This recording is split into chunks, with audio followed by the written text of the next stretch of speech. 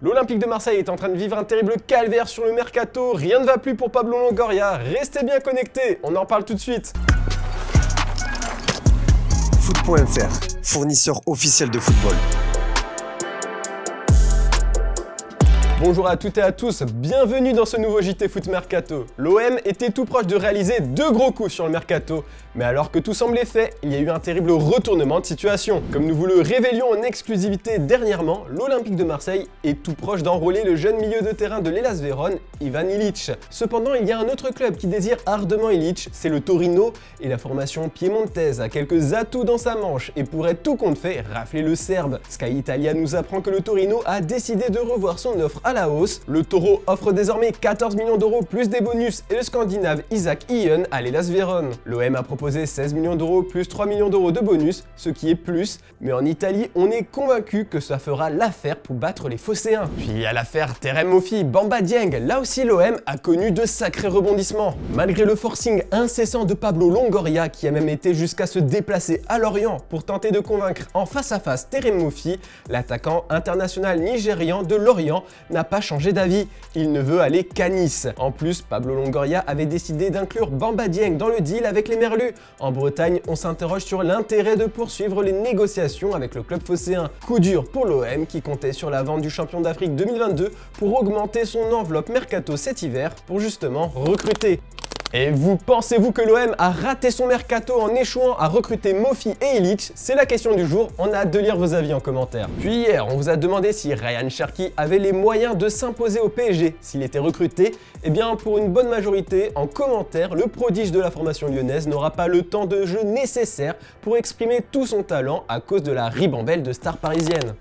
Et on parlait de Nice qui est en train de doubler l'OM pour Moffi, le club azuréen est en train de faire un sacré mercato, c'est le focus du jour. Selon nos informations, Nice a dégainé une nouvelle offre à Lorient pour Moffi, la 5e depuis le début des négociations, et elle serait de 20 millions plus 3 millions d'euros de bonus.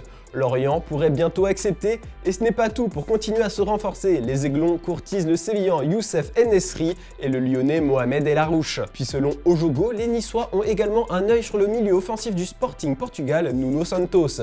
Courtisé par le Torino l'été dernier, le Portugais est estimé à 20 millions d'euros minimum par sa direction. En attendant en défense, Nice a officialisé ce mercredi soir l'arrivée du défenseur central burundais Youssouf Ndaye Chimiye en provenance de Istanbul Basaksehir. Comme nous vous l'avions révélé en exclusivité sur notre site, le gym avait proposé à la formation turque 9 millions d'euros pour libérer le natif de Bujumbura de son contrat dans le Bosphore avant de monter son offre à 10 millions d'euros plus 2,5 millions d'euros de variables. Du côté des départs, Morgan Schneiderlin fait partie des joueurs qui ne font plus partie du projet d'Ineos. L'international français va rejoindre le club australien où évolue l'ancien défenseur de l'OL Marcelo, le Western Sydney Wanderers. Et on est sans nouvelles du feuilleton Andy Delors depuis quelques jours. L'attaquant ne s'est pas présenté à l'entraînement des Niçois de vendredi soir. Les négociations semblent se poursuivre avec Nantes pour son départ. Le montant du transfert devrait graviter autour des 6 millions d'euros.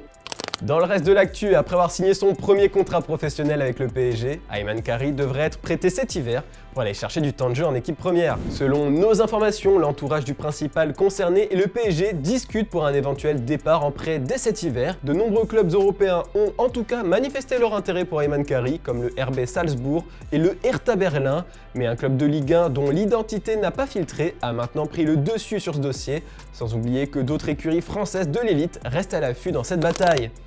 On passe aux officiels du jour. Auxerre s'offre un gardien de l'Inter. Alors que l'officialisation du départ de Benoît Costil au LOSC cet hiver n'a toujours pas été officialisée, la GIA a déjà trouvé son successeur du côté de la Serie A. En effet, le club bourguignon a annoncé l'arrivée du gardien de but roumain Ionut Radu en provenance de l'Inter Milan sous la forme d'un prêt sans option d'achat. Et les Girondins de Bordeaux ont officialisé ce jeudi la signature d'Alexis Pitou en provenance du FCV Varul, club de D2 roumaine. Le milieu offensif roumain de 20 ans s'est engagé avec les Marines et Blanc jusqu'en juin 2027. Puis le PSG s'offre un jeune talent du FC Porto. Le club parisien a officialisé l'arrivée du jeune attaquant bissau-guinéen de 17 ans, Serif Naga. Il signe un contrat valable jusqu'en juin 2025. Enfin, l'Olympique lyonnais a officialisé le départ temporaire de Karl Toko Ekambi au Stade Rennais. L'attaquant camerounais est prêté jusqu'à la fin de la saison sans option d'achat. Les Bretons vont débourser 1,5 million d'euros auxquels pourront s'ajouter 1 million d'euros en fonction des performances rennaises en championnat. Voilà, c'est tout pour ce jeudi. On se retrouve demain pour un nouveau JT Foot Mercato. Bonne soirée tout le monde!